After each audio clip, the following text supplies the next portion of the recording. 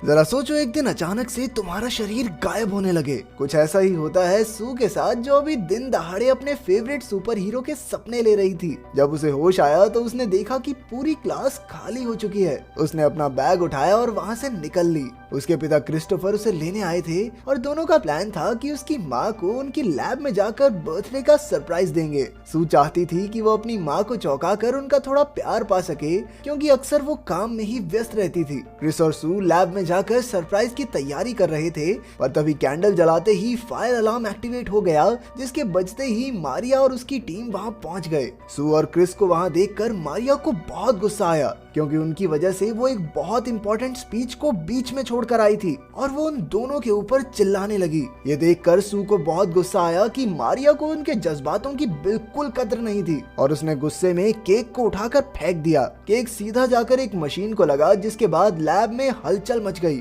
डर के मारे सू ने अनजाने में कोई भी बटन दबाना शुरू कर दिया, जिसकी वजह से लैब का टेम्परेचर बढ़ता गया। इसके बाद उसे एक रोबोटिक आवाज सुनाई दी, पर उसे कुछ समझ नहीं आया और वो रिएक्टर के पास पहुंची, पर तभी लैब में एक जोरदार धमाका हुआ। खुशकिस्मती से सू को धमाके में कुछ खास चोट नहीं आई, पर उसकी एक चोट के नीचे नीले रंग की रोशनी थी। पर उसने इतना बखेड़ा कर ही दिया था तो किसी को कुछ बताना सही नहीं समझा। अगले दिन सुबह उठकर सू ने देखा कि उसका लेफ्ट हाथ गायब है। सुबह सुबह ये अजीबोगरीब चीज देखकर वो बहुत डर गई। इसके बाद वो क्रिस के साथ स्कूल गई, जो कुछ समय के लिए काम से विदेश जा रहा था। स्कूल में अपना लॉकर चेक करते वक्त टोबी नाम का एक लड़का उसके पास आया, जो सुपर मून कॉमिक पढ़ता था, जो कि सू की भी सबसे पसंदीदा किताब थी। तभी वहाँ एलीन और उसकी दोस्त भी आ गई, जो अक्सर सू को बहुत परेशान करते थे। जब तक एलीन टोबी से बात कर रही थी, सू गायब होकर बाथरूम में गई, जहाँ उसे हाथ धोते हुए एक लड़की ने देख लिया, जिसे लगा कि बाथरूम में शायद कोई भूत है। पर हाथ को धोते ही वो दोबारा दिखने लग गई। सू को कुछ समझ नहीं आ रहा था, इसलिए वो सीधा जाकर अपनी माँ मारिया से मिली।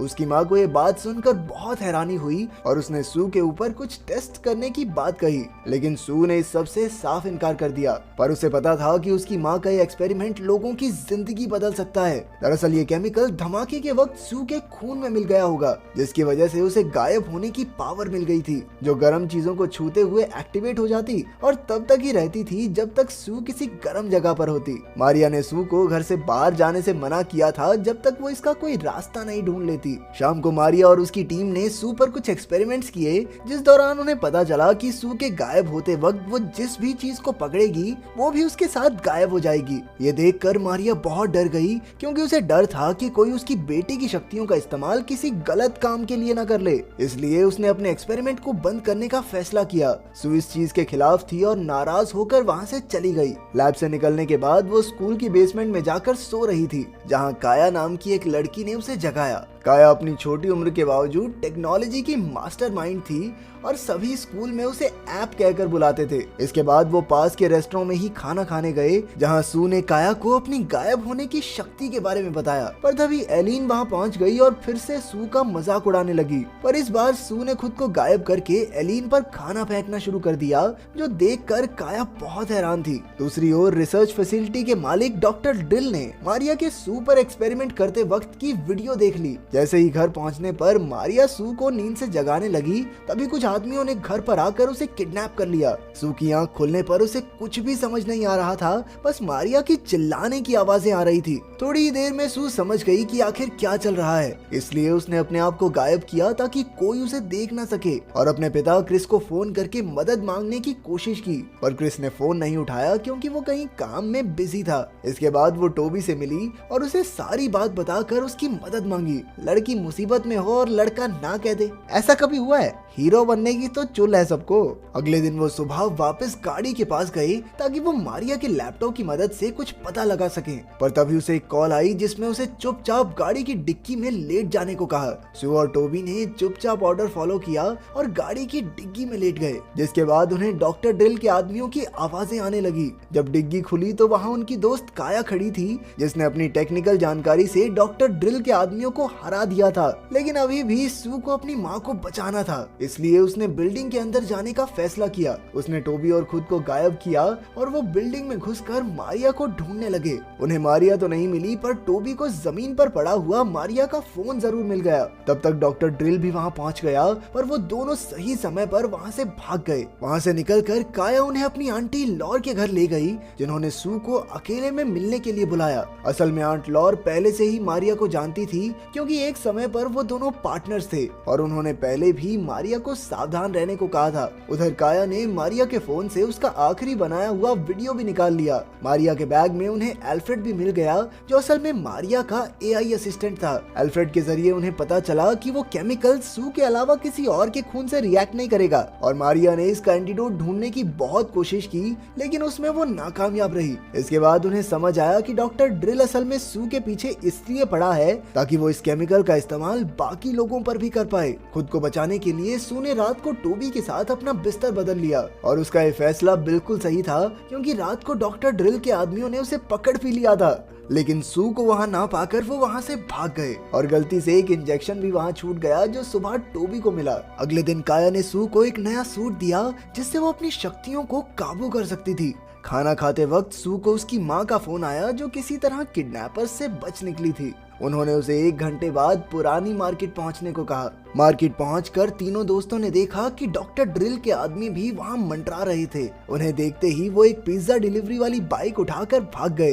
पर उन्हें ये नहीं पता था कि मारिया की पार्टनर लेनिया उन्हें अपनी गाड़ी से फॉलो कर रही थी। वहां से निकलकर उन्होंने एल्फ्रेड की मदद से मारिया की आखिरी लोकेशन निकाली और उसे फॉलो करते हुए एक खाली फैक्ट्री में पहुंच गए। टोबी को उनका प्लान बिल्कुल समझ नहीं आ रहा था कि भाई करोगे क्या वहां जाके, इसीलिए उसने उन्हें रोकने की कोशिश भी की, लेकिन लड़कियां तो लड़कियां ही होती हैं। सू इस बात पर बहुत गुस्सा हो गई और उसे बुरा भला कहने लगी। उसने गुस्से में उसे ये भी कह दिया कि जाकर एलिन के साथ खेल ले, हमारे साथ चलने की जरूरत नहीं है। ये सुनकर टोबी को भी बहुत बुरा लगा और वो भी सख्त लौंडे की तरह वहाँ से चला गया। काया और सू को ड्रोन्स ने चारों तरफ से घेर लिया, इसलिए उन्होंने रात तक कहीं छुपने का फैसला किया। अंधेरा होने पर उन्होंने उस खास केमिकल को फेंक कर एक धमाका करने का प्लान किया, ताकि डॉक्टर ड्रिल और उसके आदमियों का ध्यान भटक जाए और वो दोनों आसानी से वहाँ से भाग सकें। धमाका होते हुए सू बेहोश हो गई और आंख खुलने पर वो अपने कमरे में मारिया के साथ थी। उसे होश में देखकर मारिया ने उससे उसके दोस्तों के बारे में पूछा।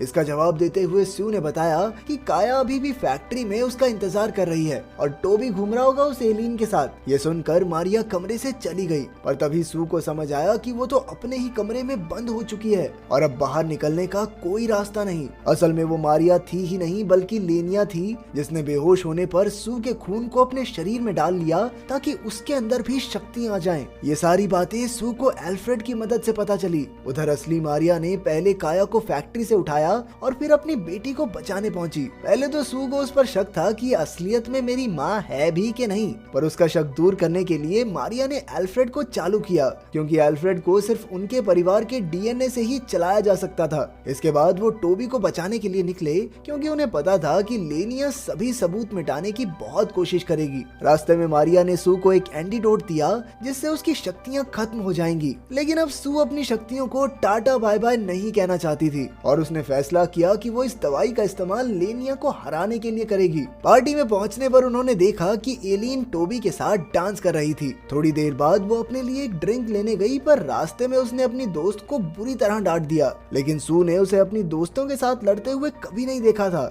सू समझ गई कि ये असली एलिन नहीं बल्कि लेनिया है। उसने लेनिया के चंगुल से टोबी को बचाने के लिए काया को फॉग मशीन ऑन करने को कहा। जल्द ही हर तरफ धुआं ही धुआं हो गया। सू ने गायब होकर जल्दी से पहले तो टोबी से माफी मांगी और फिर लेनिया को एंटीडोट लगा दिया। इसके बाद तीनों लेनिया को बेहोशी की हालत में ही छत पर ले गए, जहां आंट लॉर पहले से ही मौजूद थी। असल में इस सारे प्लान के पीछे आंट लॉर ही थी और वो ही सू के खून से वो शक्तियां अपने लिए पाना चाहती थी। ना समझ लेनिया भी उसी के लिए काम किया करती थी। उसने पहले तो अपने आदमियों को सू के माता पिता को पकड़ने को कहा, पर सू डरी नहीं, बल्कि उसने अपने ही शरीर में एंटीडोट लगा लिया ताकि कोई उसकी ताकतों का फायदा उठा ही ना सके। उधर काया ने एक डिवाइस को आंट लॉर की व्हील चेयर पर लगा दिया था, जिसके बाद वो लट्टू की तरह गोल गोल घूमने लगी। इसी तरह इन दोस्तों ने मिलकर उन्हें हरा दिया, पर तभी अचानक सू फिर से बेहोश हो गई। आंखें खुलने पर वो अपने माता पिता के साथ काया के घर पर थी। पता चलता है कि एंटीडोट ने सू पर